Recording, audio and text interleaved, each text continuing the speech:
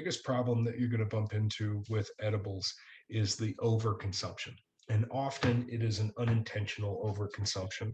So what Colorado decided pretty arbitrarily back in 2012 was that 10 milligrams was going to constitute one legal dose. And the so when you think about that, 10 milligrams of THC. So here's a package of gummy bears by a company called Edipure, and there are 10 gummy bears inside of it. So you're certainly going to assume that 10 gummies, one dose per, each one has 10. There's a little note on the back of that bag that says, don't forget to cut your gummy bears into tenths, because each gummy bear contains 100 milligrams or 10 legal servings. So the problem that we bump into a lot of the times with these, and these are the accidental overdoses and ERs and things, the problem is that we're really not used to waiting to get intoxicated in this country. We drink something, we feel it. We smoke something, we feel it. We inject something, obviously, we feel it pretty quickly. And this is going to take anywhere from 20 to 80 minutes for somebody to feel. And so inevitably, what ends up happening often is, well, listen, very few people are actually cutting it into tenths, but let's give them the benefit of the doubt. Say they take the tenth of the gummy bear, eat it.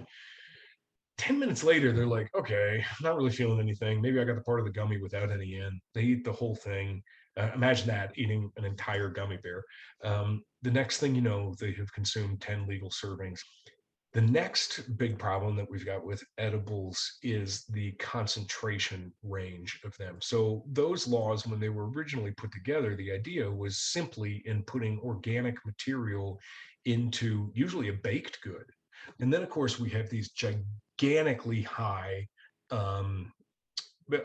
products that are coming out. So this one has 1,000 milligrams, and it says, on the package says you're supposed to cut this graham cracker into sections of 100, because if you don't, you're gonna have a hard day. That's a cake pop with 1,000 milligrams in it. So 100 legal servings inside of that cake pop.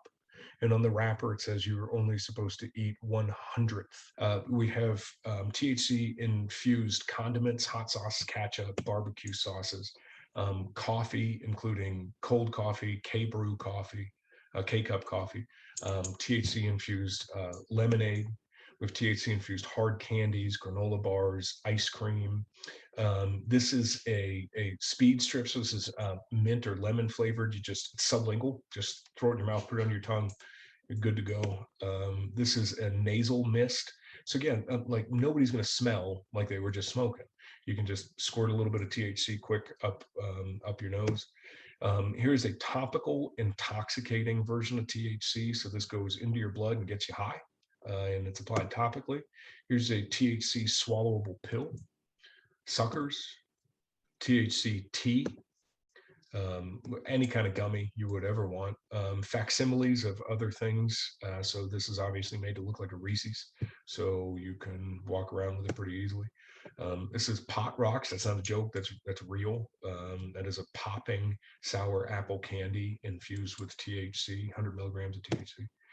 We have THC infused alcohol, THC infused soda. This one actually, Keef Cola.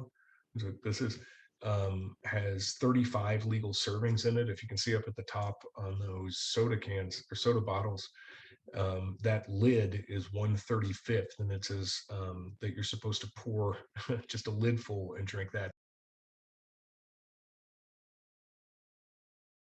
So there's like 200 and some chemicals inside of the cannabis plant before you light it on fire, 500 and some after it's been lit on fire. Two of them really, really, really, really matter. The one that matters the most, and for our conversations today, just about the only one I'm going to be talking about after the next slide, this slide, is THC. So THC is the psychoactive component inside of cannabis, all capital letters. No THC, no high, period. If you don't have THC, you have hemp. You have like a really interesting textile. This is University of Mississippi. We have been collecting a representative sample of all of the cannabis seized through all 50 states since 1960. There's three things that I'd like to illustrate. The first thing that I'd like to show you is if you look down here, I hope you can see my cursor. If you look down here in the bottom left-hand corner of the graph, when we're first beginning, what we see is where cannabis naturally sits. So were we to take that line, which is about this line right here is about 0.3%. If we were to take this line and like stretch it back into perpetuity forever, when humankind crawled out of the ocean or walked out of the garden or fell out of outer space, whatever in the world we want to do with it would always be the same. It's always been between 0.2 and 0.5%.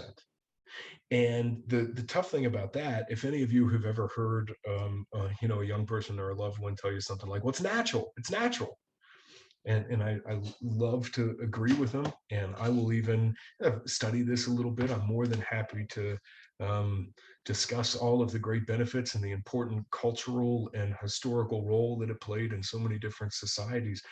However, we've moved really far away from cannabis in its natural form. The next thing is that weed has gotten stronger over the course of these 50 years. And that should really come as no surprise for those of you who work inside of prevention, treatment, law enforcement. The blue line is the state of Colorado. Now, so Colorado hasn't tested a product for potency or purity since 2015, like very contrary to popular narrative. If we take the numbers that the state has provided to us from last year, from 2020, but we have no independent verification on this.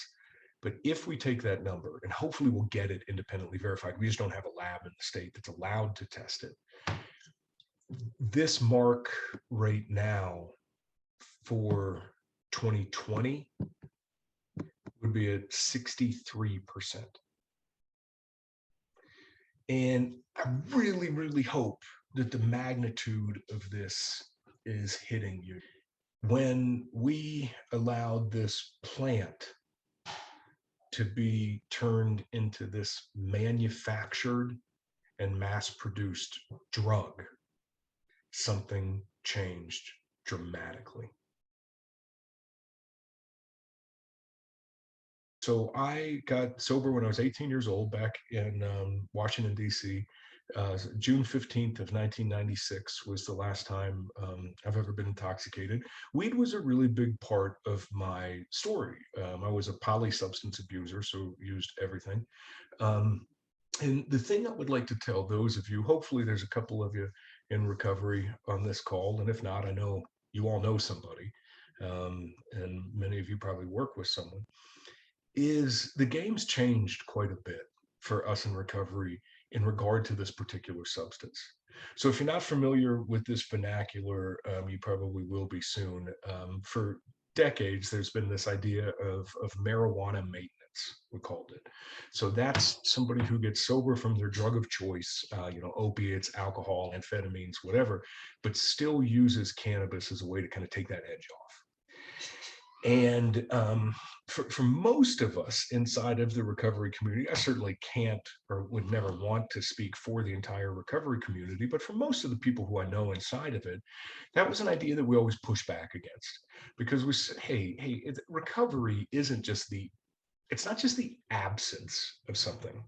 Recovery is the addition of many, many things.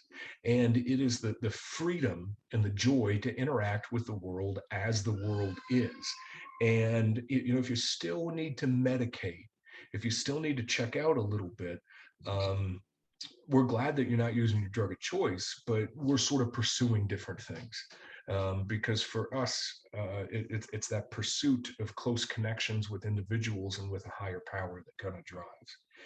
As things have shifted in the last decade with cannabis, I have seen, and I don't mean to be even kind of dramatic with you at all, I have seen cannabis take more people in recovery out of the game than anything else, and certainly at a different rate than I have before. In the last year, three very, very dear friends of mine have all had dramatic and each one of them catastrophic relapses, what resulted from their relapses. And each one started with cannabis, with just a little here and a little there. It was always edibles. They started with a little here, a little there. And because they had a substance use disorder, because they had the same thing in my brain that doesn't really have an off switch, where most of you can pick something up and put it down when it's time to put it down, they just weren't able to. It has been a devastating thing inside of the recovery community as cannabis has become more available and thought of differently than all of these other substances, which is just nuts. Because the thing you hear from people all the time is, well, it's legal, it's legal. And the retort I like to give them for that is, well, yeah, so is alcohol, and so are a lot of those prescriptions. But it's still something that's off limits for us because it's not about a specific substance for somebody who's got an addiction. It is about it's about the intoxication itself. It's about the removal of normal so that we can be in a different place. So for those of you in recovery, I just I want to encourage you in it.